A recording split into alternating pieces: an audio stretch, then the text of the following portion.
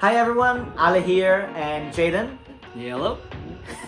For our second podcast, this time around we'll talk about a very important topic for most of us, which is how much will it cost me to travel around the world? And I think I would usually take it big picture, which is frankly, it almost entirely depends on where you're gonna go and then in which way you're gonna travel, because everyone has different ways of traveling, and that's totally fine. Some people like to take their time in a place, other people like to not rush it but like go on a fast pace in different places. Some people prefer staying at a Marriott hotel, other people prefer the backpacking hostel experience. And in this podcast, obviously because of our shared experiences, we're gonna look more at the sort of hostel backpacking experience, but again, just keep this in mind. And maybe, I think it's sometimes useful to actually get to a number, so I'm gonna give you a proxy for the expense. And I'm gonna share my personal experience, which is in 2020 when I started and I decided to go for this travel, notwithstanding the fact that then COVID happened and it messed it up a little. But I looked on, from videos from vloggers that said that traveling either in Latin America or in Southeast Asia for about a year would cost you between 10 and 15,000 US dollars.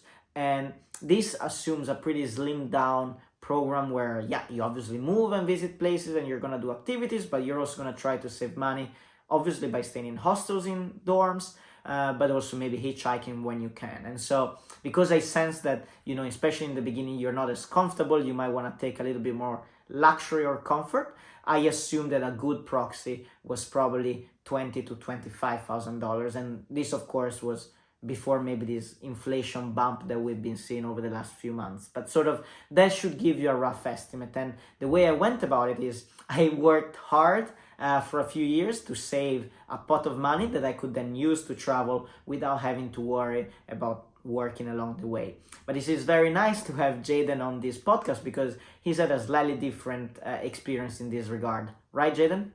Yeah, exactly. So I started off slightly the same, where I worked during COVID because everything was closed. There was nothing to do. So I worked, saved up money, and then I started traveling. And then at a certain point, as you're watching your bank account slowly go down and down and down, no money go into it kind of stresses me out. So at a point I decided, all right, I'm gonna start working and I'm gonna save up money and then I can go travel again. Whereas I've seen people in Australia, they'll be at a bar and they're drinking with everyone and they're like, I have $17 to my name. I'm like, why are you here? But to each their own. I personally like to have a little cushion, so of comfort, so some money. So if by chance something happens, you can cover it. Another really nice way of going out about and doing that is, instead of making more money, is actually signing up for websites like Workaway or volunteering just at random hostels.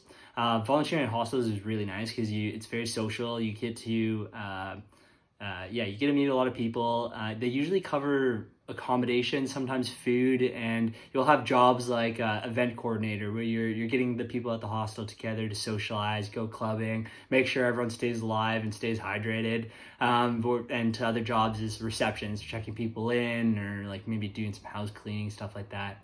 But I really like Workaway because it's a website where you can sign up and apply for these short-term kind of volunteering. Some of them pay, I believe, but most of them are volunteering. So you're trading your work for X amount of hours in a day. I don't think it's full-time. I think it's more like 4 to 6 hours.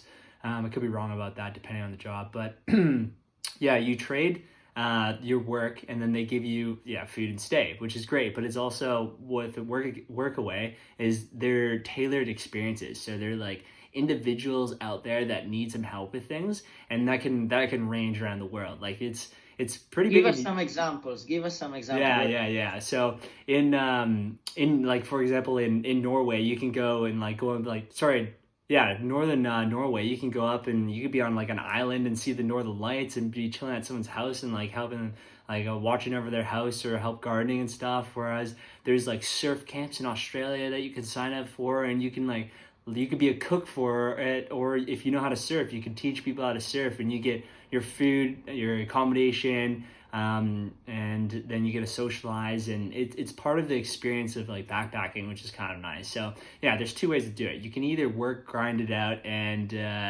save up money and then go traveling, or you can do a work away or volunteering somewhere, and like that is also a really nice way to extend your travels without breaking the bank. Yeah, yeah, and I mean, when I was in Latin America, there were many people who were going on basically conservation camps or helping the turtles nesting and then going back to the sea safely. So there's many cool experiences you can do. I think again, if we try to address the question honestly, is how much will it cost you? Look, realistically, the money will go down, right? So you need to be comfortable with the fact that you're in a phase of your life for whatever reason that you want to get out there, you want to experiment things, you want to see places, you want to meet people, all the good reasons. So something's got to give, and that's probably the money. So now, if you ask us, we don't regret doing it. For me, it's been the adventure of a lifetime. There's sort of a me before and after, and I'm not perfect by any means now, but I hope that I got a little better because of it. So money, there's always a time to make it, and there's a time also to use it. So but I think other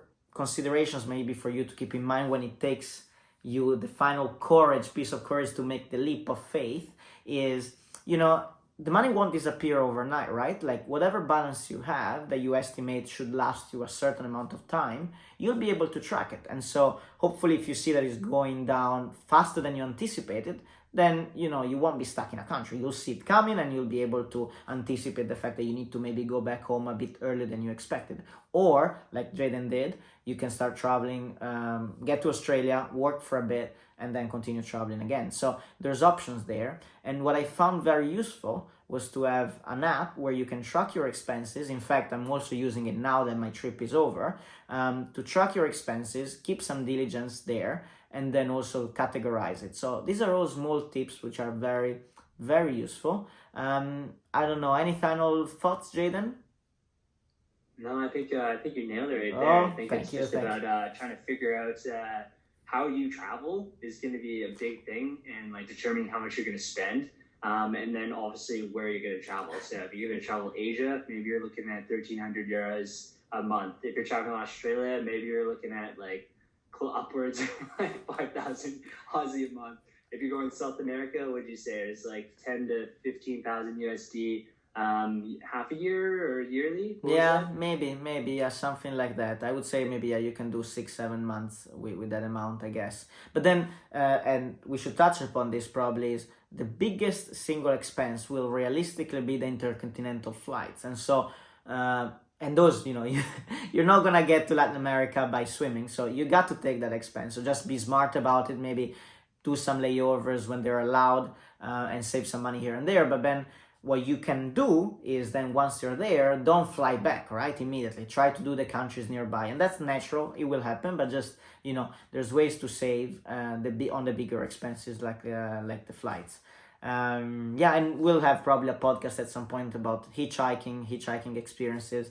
I think they're pretty fun and safe actually, but we'll get to that. For now, we'll wrap up this second podcast of ours. I hope you found it useful. Let us know give us any comments, feedback, and we'll see you again soon for the next one. Ciao, ciao. Bye.